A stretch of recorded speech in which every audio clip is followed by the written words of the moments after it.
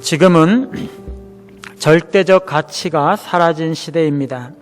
그것을 유명한 기독교 철학자 프란시스 셰프 박사는 현대인들이 19세기에서 20세기로 넘어오는 동안 절망의 선을 넘었다 이렇게 표현했습니다.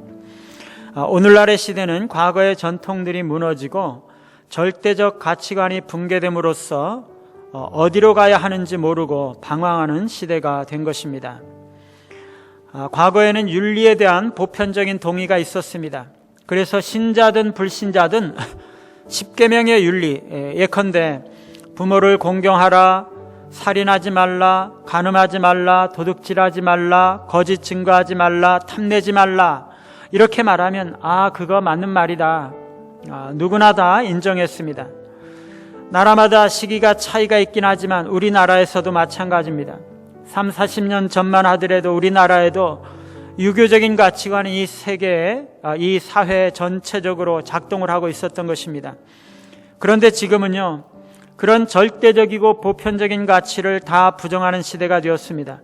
지금은 포스트 모던 시대라고 하는데 과거에 그런 가치관이 다 무너졌다는 것입니다. 그래서 지금 이 포스트 모던 시대에는 각자가 자기 소견에 옳은 대로 행하는 그런 시대가 된 것입니다. 오늘날의 인생의 위기, 가정의 위기, 공동체의 위기는요, 이러한 가치관의 혼란과 깊은 관련이 있는 것입니다. 우리의 인생에 참된 행복을 찾고 우리 가정에 참된 웰빙을 찾고 우리 공동체에 참된 복지를 발견하기 위해서는 가치관의 회복에서부터 이루어져야 하는 것입니다. 회복되어야 할 그 절대적인 가치관의 핵심에 십계명이 있는 것입니다. 십계명과 율법은 어느 시대에나 어떤 곳에서나 변함없이 적용되는 윤리적인 표준인 것입니다. 춘추 전국시대와 같은 이 절대적인 가치가 무너진 포스트 모던 시대에도 여전히 유효하고 살아있는 핵심적인 윤리가 바로 이 십계명과 하나님의 율법인 것입니다. 오늘 우리가 읽은 말씀은 십계명의 서론이라고 할 수 있습니다. 19장에 보면 이스라엘이 애굽을 떠난 지 제3월에 시내산에 도착해서 하나님과 대면하여 언약을 체결하고 우리가 읽은 이 20장에서는 하나님께서 십계명을 주시고 계시죠. 언약 체결 의식은 24장에서 이루어지는데 하나님께서는 직접 하나님의 손으로 이 두 돌판에 십계명을 새기셨습니다. 모세는 두 돌판을 가지고 산을 내려왔는데 산 밑에서 백성들이 우상 숭배하고 있는 것을 보고 화가 나서 두 돌판을 깨뜨려 버렸는데 다시 산에 올라가서 새로 돌판을 받으면서 모세는 세부 율법을 함께 받습니다.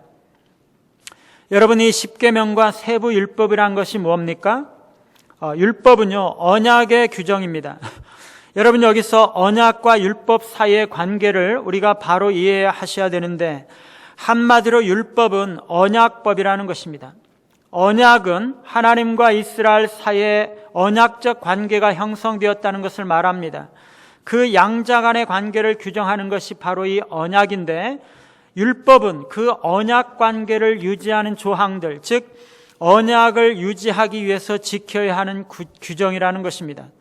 율법을 지킬 때 언약이 유지되는 것이고 율법을 지키지 않을 때 언약이 깨지는 것입니다. 그러면 십계명은 뭔가? 율법을 요약해 놓은 것입니다. 다시 말하면 십계명 안에 율법의 모든 계명이 포함될 수 있다는 거죠. 모든 율법이요, 모세를 통해서 주신 하나님의 모든 율법이 십계명으로 요약될 수가 있기 때문에 어떻게 보면 율법이란 말과 십계명이라는 말은 동격으로 봐도 무방합니다. 구약의 모든 율법을 요약한 것이 십계명이라면 그것을 두 개로 요약한 것이 예수님께서 말씀하신 대로 하나님 사랑, 이웃 사랑인 거죠. 가장 큰 이 두 가지 사랑의 계명은요, 구약에 나타난 모든 율법에 대한 요약이라는 것입니다.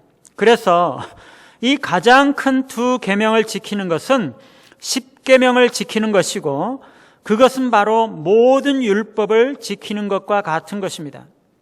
신약의 지편까지 확장해서 말한다면요, 성경에 나타난 모든 명령, 모든 하나님의 계명과 말씀은 10계명으로 요약이 되고, 더 압축해서 두 가지로 압축한다면 두 가지 사랑으로 압축이 된다는 것입니다. 이 두 가지 계명을 잘 지키는 것은 10가지 계명을 잘 지키는 것이고, 그것은 613가지의 구약의 율법뿐만이 아니라 신구약에 나타난 모든 하나님의 말씀과 계명을 잘 지키는 것이다, 그 말이 된다는 것입니다. 여러분, 그러면 이 10계명 혹은 율법을 우리가 왜 지켜야 하는가? 앞으로 제가 이 10계명에 대해서 차례차례 살펴보려고 하는데요, 오늘은 특별히 이 10계명 혹은 율법을 지켜야 하는 이유에 대해서 말씀을 나누려고 합니다. 1절과 2절 우리가 읽은 말씀은 3절부터 나오는 10계명의 서론이라고 할 수 있는데, 1절과 2절 각 절에서 그 이유가 각각 두 개씩 나타나고 있습니다. 왜 율법을 지켜야 하는가? 첫째는요, 율법은 하나님의 절대 명령이기 때문입니다. 1절은 10계명과 율법이 하나님에게서 나왔다는 것을 말씀하고 있죠. 율법은 온 천지를 만드신 창조주이신 절대자가 절대적으로 주신 명령입니다. 창조주께서 이 세상을 이렇게 움직여야지 생각하시고 주신 것, 그것이 율법이죠. 말하자면 율법은요, 하나님께서 이 세상을 움직이는 원리가 되는 것입니다. 따라서 인간은 그 율법대로 움직여야지 가장 자연스럽고 가장 복되고 가장 안전하고 가장 원만한 것입니다. 율법과 10계명은요, 신자나 불신자나 모든 인간에게 주신 도덕적인 절대 기준이라는 것입니다. 신약에 보면은요, 율법이 마치 폐기된 것처럼 진술되는 구절들이 많이 있습니다.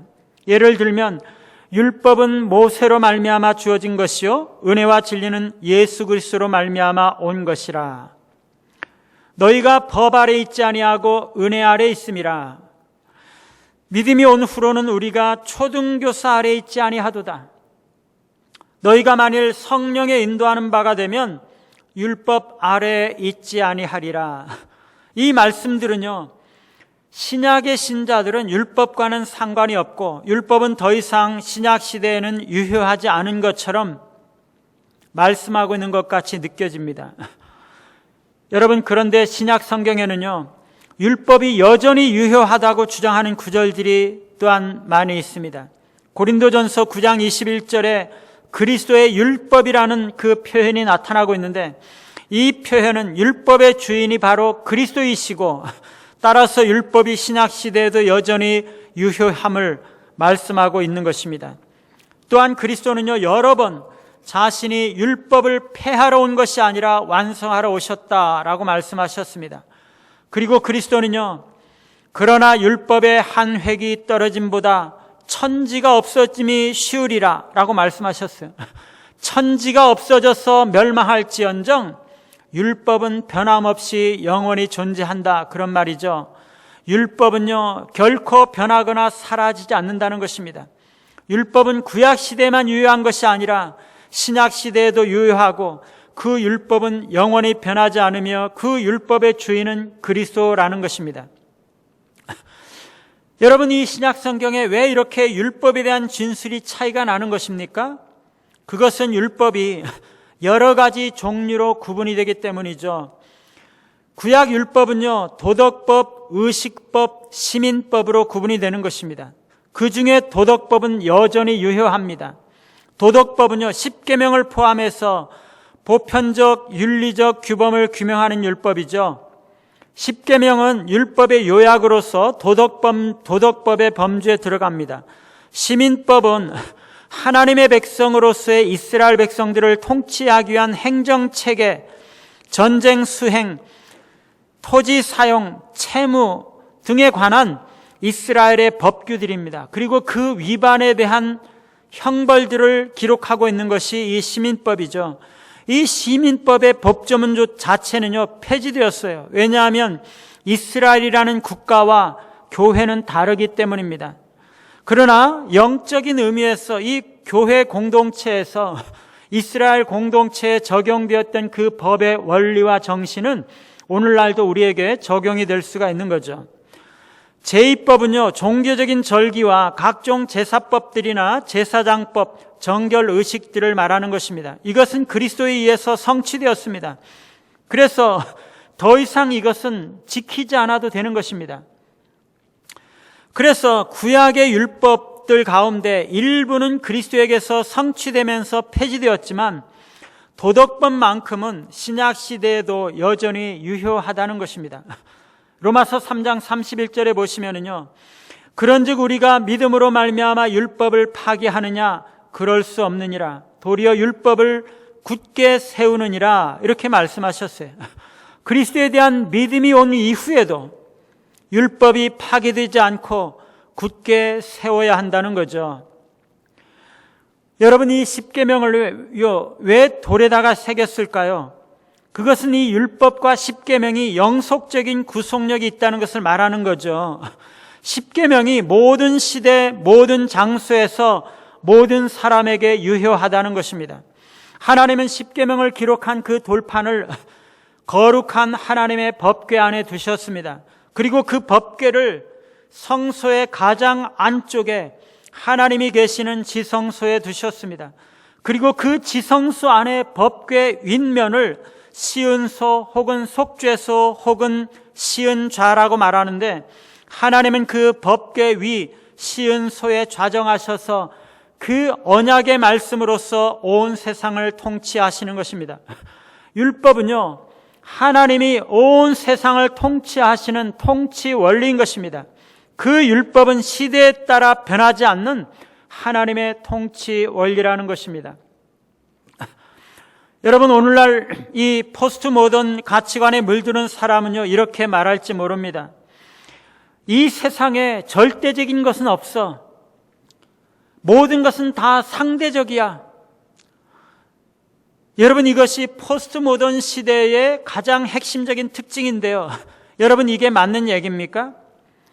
모든 것이 다 상대적이다 라고 주장하면서 그렇게 주장하고 있는 자신의 주장은 아주 절대적으로 맞다고 주장하고 있는 거죠. 그렇죠? 이게 말이 안 되는 거죠. 모든 것은 다 상대적이다 라고 주장하는 말이 맞으면 그 말조차도 상대적이어야 하는 것입니다. 그런데 자기는 그 말을 절대적이라고 주장하고 있는 거죠. 모든 것이 상대적이라고 하는 포스트 모던 사고는요, 그 자체가 논리적으로 모순이라는 것입니다. 절대적인 것은 없는 것이 아니에요. 절대적인 것이 있어야 되고 실제로 있습니다. 왜 절대적인 것이 있습니까? 하나님이 살아계시기 때문입니다. 온 세상을 지으시고 영원하시고 무한하시고 진리가 되시고 모든 가치와 사상의 근본이 되시고 중심이 되시고 기준이 되시는 절대자 하나님이 살아계시기 때문이에요. 하나님은요, 절대자이시기 때문에 하나님의 도덕적인 명령인 십계명도 절대적인 것입니다.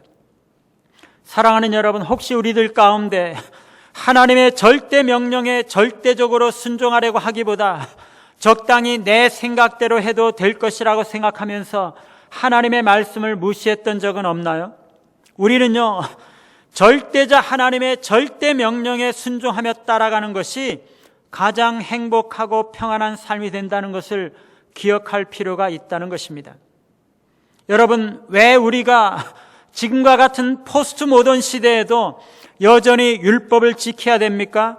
그것은 절대자 하나님이 주신 절대 명령이기 때문입니다. 율법은 시대와 상황과 환경을 초월해서 적용되는 보편적인 계명이기 때문인 것입니다. 두 번째로, 율법은 정면 충돌 방지 경고이기 때문에 우리가 율법을 지켜야 되는 것이에요. 여러분, 영국에 가보면은요, 교차로에, 이 도로가 교차되는 교차로에 라운드어바웃이라고 있습니다. 우리말로는 로터리라고 말하는데요, 운전도 잘못하는 한국인 초보가 지리도 모르고 그래가지고 이 라운드어바웃에 들어가면은요, 너무나 당황이 돼가지고 이게 지금 내가 이 길로 나가야 되는지, 이게 두 번째 길로 나가는 건지 세 번째 길로 나가는 건지 이게 구분이 안 돼요. 너무나 당황하면은요, 그 라운드어바웃에서 거꾸로 길을 드는 경우가 있다는 것입니다. 출구로 나가야 되는데 입구로 나가는 거죠. 역주행이죠.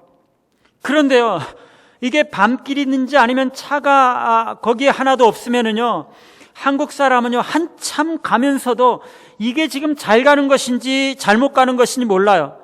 한국에서는요, 차가 우측 통행이잖아요. 영국에서는 좌측 통행이거든요.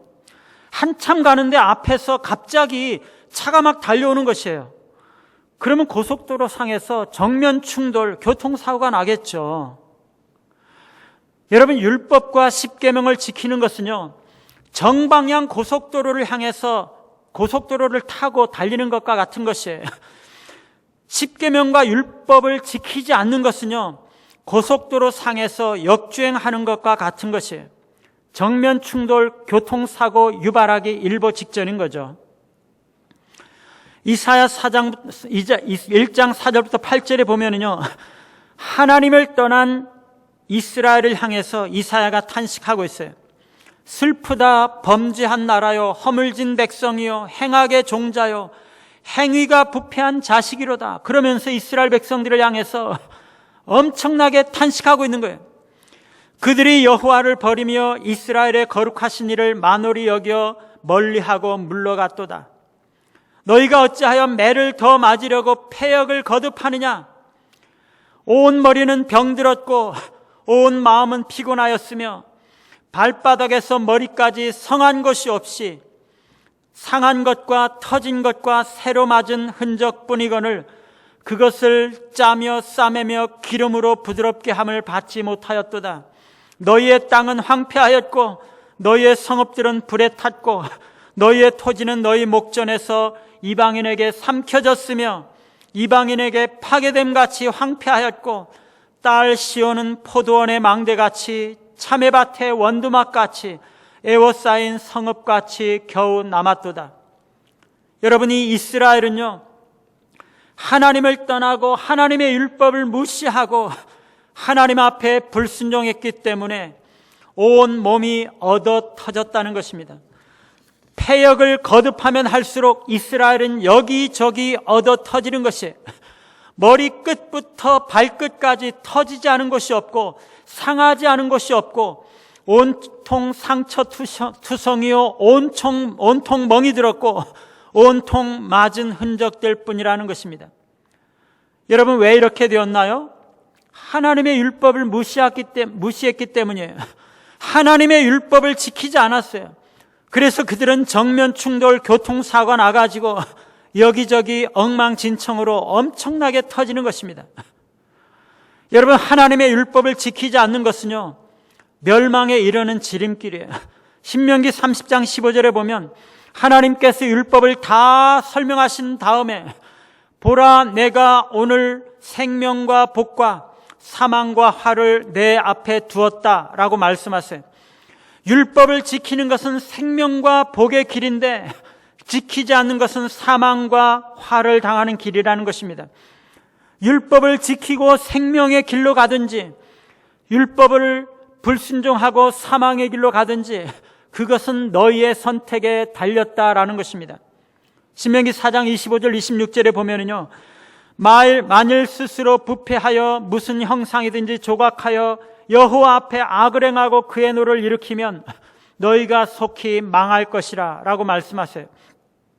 신명기 30장 18절에도요, 내가 만일 마음을 돌이켜 다른 신들을 섬기면 너희가 반드시 망할 것이라 라고 말씀하고 있습니다. 하나님을 떠나고 우상을 섬기고 다른 신들을 숭배하면 그것은 반드시 망하는 길이라는 것입니다. 여러분, 하나님의 율법을 지키는 것은요, 하나님 자신에게 직접적으로 공격을 가하는 것입니다. 왜 그렇습니까? 율법은요, 하나님이 직접 주신 것이기 때문에 그래요. 하나님이 말씀하신 명령이기 때문에 그렇습니다. 그래서 다른 신들을 섬기는 것은요, 하나님의 주권을 침해하는 거죠. 그분의 이름을 오용하고 망령되이 일컫는 것은요, 하나님의 명예를 상하게 하고 떨어뜨리는 것입니다. 도둑질하는 것은요, 하나님의 섭리를 부정하고 부인하는 것입니다. 거짓말하는 것은 하나님의 진실성을 부정하는 것이에요. 하나님의 율법을 부인하는 것은요, 모두 하나님의 거룩한 성품에 대한 위반 행위라는 것입니다. 하나님을 공격하고 하나님과 싸우려 드는 것입니다. 여러분, 하나님과 부딪히면 누가 깨지겠어요? 폭망이죠, 폭망. 사랑하는 여러분, 혹시 여러분 가운데 하나님 말씀을 안 지켜도 괜찮을 것이라고 생각하고 이 세상 다른 사람들처럼 그렇게 살아도 괜찮을 것이라고 생각하고 슬금슬금 말씀을 거스리면서 적당히 살려고 하고 있지는 않습니까? 하나님의 율법은요, 절대적인 경고의 말씀이에요. 위험한 길과 망하는 길에 대한 경고의 표시인 것입니다. 어느 시대에나 누구나 그것을 안 지키는 것은 정면 충돌하는 것입니다. 폭망입니다. 여러분, 하지 말라고 하면은요, 더 하고 싶은 게 사람의 심리죠. 숲속에 난 길가에 이곳은 사슴이 사는 지역이니 경적을 울리지 말라라고 표지판을 달아놓으면, 아, 그래? 그러면서 한번 경적을 울리고 싶은 충동이 드는 거죠. 페인트 칠을 해놓고 건드리지 말라고 하면 괜히 한번 건드리고 싶은 충동이 생기는 거죠. 시멘트 포장을 새로 한 곳에 보면은요, 꼭 발자국을 찍어놓고 가는 사람이 있어요. 그렇죠? 여러분 많이 보셨죠? 하지 말라고 하면은요, 꼭 하고 싶어 하는 것이 사람의 심리예요. 하라고 하는 일은 해야 되고요, 하지 말라고 하면 하지 말아야죠. 하나님의 말씀은요, 경고입니다. 경고. 정면 충돌, 멸망길에 대한 경고인 것입니다. 그렇기 때문에 우리가 율법을 지켜야 되는 거죠. 세 번째로, 율법을 지키는 것은요, 하나님께 대한 사랑의 표현이기 때문에 그렇습니다. 2절 말씀은 십계명이 하나님의 언약의 율법임을 말씀해 주고 있어요. 나는 너를 애굽 땅 종되었던 집에서 인도하여 낸 내 하나님 여호와니라. 여러분, 이것은요, 출애굽과 광야에서의 그 하나님의 인도하심, 그리고 가나안 입성까지 하나님께서 이스라엘을 구해내신 과거의 모든 역사적인 과정을 한 문장으로 표현하고 있습니다. 그러고 나서 3절부터 십계명이 나오고 있는 것입니다. 이게 무슨 뜻이에요? 이 십계명은요, 출애굽 이후, 즉 구원받은 이후에 주어진 것이라는 사실이에요. 율법은요, 은혜 안에서 주어진 것이에요. 이스라엘 백성들이 신의 산에 있게 된 사실 자체가 하나님의 구원과 간섭하심 때문에 그렇게 된 거죠. 그러므로 이스라엘은요, 구원받았기 때문에 율법이 주어지고 율법을 지키는 것이에요. 구원받은 것에 대해서 감사하면서 율법을 지키는 것입니다. 여러분, 우리가 이것을 기억해야 돼요. 율법 혹은 하나님의 말씀을 지키는 것은요, 우리가 구원을 받기 위해서 지키는 것이 아니에요. 의의를 얻기 위해서 지키는 것이 아니에요. 우리가 이미 구원을 받았기 때문에 지키는 것이고 믿음으로 의의를 얻었기 때문에 지키는 것이에요. 그렇다고 왜 믿음으로 구원받고 믿음으로 의를 얻었다면 율법을 우리가 지킬 필요가 왜 있다는 것이에요. 왜 그래요? 그것이 우리를 구원하신 그리스도의 뜻이거든요. 우리가 받은 구원에 감사해서 율법을 지켜야 되는 것이에요. 여러분, 율법은 하나님께 인정받는 수단으로 주어진 것이 아닙니다. 그것을 지켜서 하나님께 인정받는 것이 아니에요. 말씀을 순종해서 구원을 얻거나 의를 얻는 것이 아닙니다. 율법의 준수는 구속의 은혜를 내려주신 하나님께 대한 사랑으로부터 우러나는 것이죠. 율법 준수는 감사와 사랑의 표현입니다. 우리가 하나님을 사랑하기 때문에 율법을 지키는 것이에요. 하나님을 사랑하는 것과 하나님의 말씀을 지키는 것은 같은 것입니다. 신명기 10장 12절에 보면 이스라엘아, 내 하나님 여호와께서 내게 요구하는 것이 무엇이냐?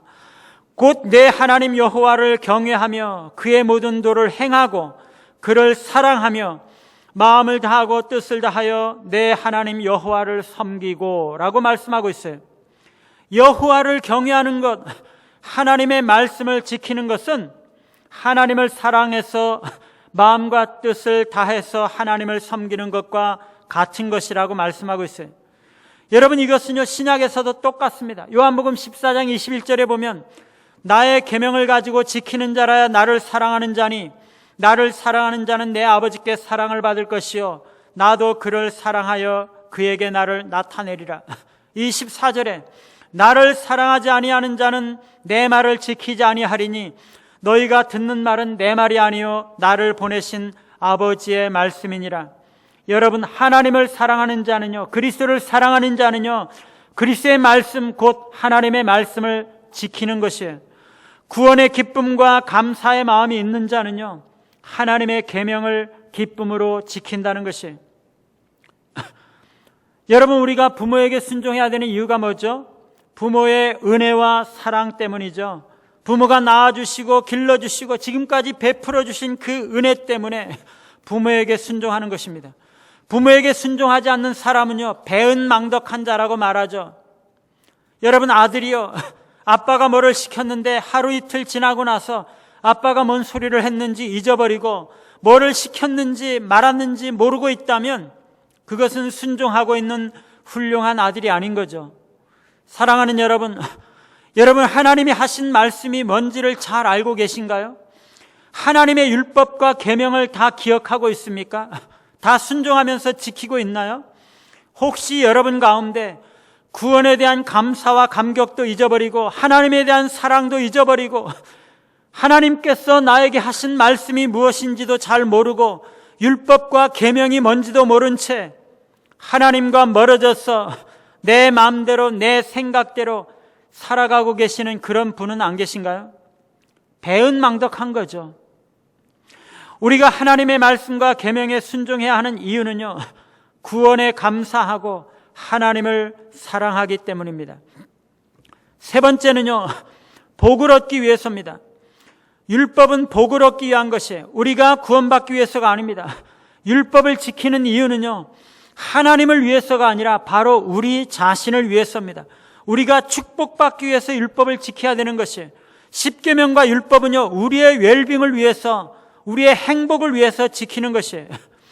신명기 5장 29절과 33절에 보면 다만 그들이 항상 이 같은 마음을 품어 나를 경외하며 내 모든 명령을 지켜서 그들과 그 자손이 영원히 복받기를 원하노라. 하나님의 명령을 지키는 것은 무슨 목적이다? 복받기 위해서다. 너희의 하나님 여호와께서 너희에게 명령하신 모든 도를 지켜 행하라. 그리하면 너희가 살 것이요 복이 너희에게 있을 것이며 너희가 차지한 땅에서 너희의 날이 길리라. 율법을 지키는 것은요, 복을 받기 위한 것입니다. 신명기 10장 13절에 보면 내가 오늘 내 행복을 위하여 내게 명하는 여호와의 명령과 규례를 지킬 것이 아니냐.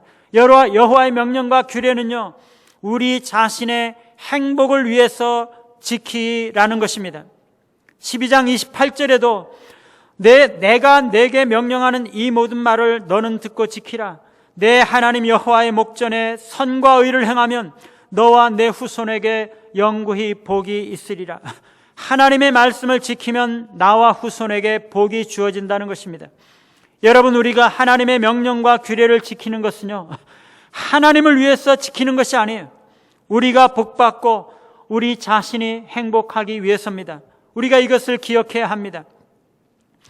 율법을 지킬 때 어떤 복이 주어지나요? 신명기 28장은요, 언약의 축복과 저주 조항입니다. 언약의 말씀을 지키면 축복을 주시고 지키지 않으면 저주를 주신다는 그 약속을 하나님께서 주셨는데 28장에 그것을 기록하고 있어요. 거기 1절부터 6절에 보면은요, 내가 내 하나님 여호와의 말씀을 삼가 듣고 내가 오늘 내게 명령하는 그 모든 명령을 지켜 행하면 내 하나님 여호와께서 너를 세계 민족 모든 민족 위에 뛰어나게 하실 것이라. 내가 내 하나님 여호와의 말씀을 청종하면 이 모든 복이 내게 임하며 내게 이르리니 성읍에서도 복을 받고 들에서도 복을 받을 것이며 내 몸의 자녀와 내 토지의 소산과 내 짐승의 새끼와 소와 양의 새끼가 복을 받을 것이며 내 광주리와 떡반죽 그릇이 복을 받을 것이며 내가 들어와도 복받고 나가도 복을 받을 것이니라. 하나님의 말씀에 순종하면은요, 세계 민족 중에서 탁월한 자가 되게 하겠고 모든 영역 속에 복을 주시겠다는 것이, 성읍에서도 복을 받고 들에서도 복을 받고 내 몸의 자녀가 복을 받고, 내 토지의 소산이 복을 받고, 내 짐승의 새끼들이 복을 받고, 내 광주리와 떡반죽 그릇이 복을 받고, 내가 들어가도 복을 받고 나가도 복을 받을 것이라고 하나님 말씀하고 계세요. 여러분, 우리가 알아야 할 것은요, 하나님은 복 주시기 원하시는 하나님이시라는 것입니다. 하나님은요, 우리에게 복 주시기를 원하세요. 민수기 6장 24절에 여호와는 내게 복을 주시고 너를 지키시기를 원하며, 말라기 3장 10절에 보면은요, 나를 시험하여 내가 하늘 문을 열고 너희에게 복을 쌓을 것이 없도록 부어 붓지 아니하나 보라. 여러분, 하나님은요, 그 양손에 복을, 철철 넘치는 복을 들고 주체하지 못해서 이것을 누구에게 줄까? 이것을 누구에게 줄까? 이리저리 두리번거리면서 찾고 계시는 것입니다. 누가 하나님의 말씀대로 잘 순종하는지, 누가 하나님의 계명대로 약속대로 행하고 있는지 찾고 계시는 것이에요. 발견하기만 하면 하나님께서 그 복을 부어주시기를 원하시는 것입니다. 하나님은요, 복을 주시기를 원하시는 분이신 것입니다. 안다라고 계세요. 여러분, 하나님의 말씀은요, 보물지도예요. 보물지도. 이런 복이 어디 있다, 그것을 알려주는 지도를 줄 테니까 그거 찾아 먹어라. 우리에게 그 보물지도를 주신 거예요. 하나님의 말씀을 지키고 율법을 지키면 보물 있는 곳을 찾아가겠습니까? 못 찾아가겠습니까? 가죠. 여러분이 다 그 보물을 찾아서 복을 누리시고 보물을 누리시길 바라요. 우리가 복을 받기 위해서 하나님의 말씀을 지켜야 되는 것입니다. 혹시 여러분 가운데 하나님께서 나에게 복을 주신 것도 잊어버리고 복 주시겠다고 약속하신 것도 모른 채 내 힘으로 내 인생 성공하면서 살려고 하고 내 능력으로 내 행복 추구하면서 살아왔던 적은 있지 않습니까? 내 마음대로 사는 게 복이 아니에요. 내 힘으로 내 행복 만들 수가 없어요. 그것이 하나님께서 그것을 주시하는 것입니다. 하나님은요, 하나님의 말씀에 순종하는 자들에게 복을 주시겠다고 약속하셨어요. 하나님이 복 주시는 분이세요. 그러니 우리가 하나님의 율법에 순종해야 하는 것입니다. 마지막으로 신약과의 관계에서 볼 때 율법은 우리를 그리스도께로 인도하기 때문에 우리가 율법을 지키는 것입니다. 율법은 죄 짓는 것을 금지해 줍니다. 갈라디아서 3장 19절에 보면 그런즉 율법은 무엇이냐? 범법함으로 더하여진 것이라. 율법은요, 백성들이 범법하기 때문에 그것을 금지하기 위해서 더하여 주신 것입니다.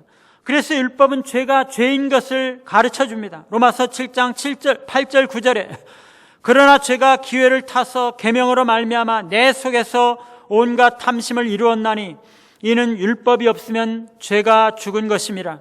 전에 율법을 깨닫지 못했을 때에는 내가 살았더니 계명이 이름에 죄는 살아나고 나는 죽었도다. 죄는요, 언제나 있어요. 우리 안에 죄는 언제나 있어요.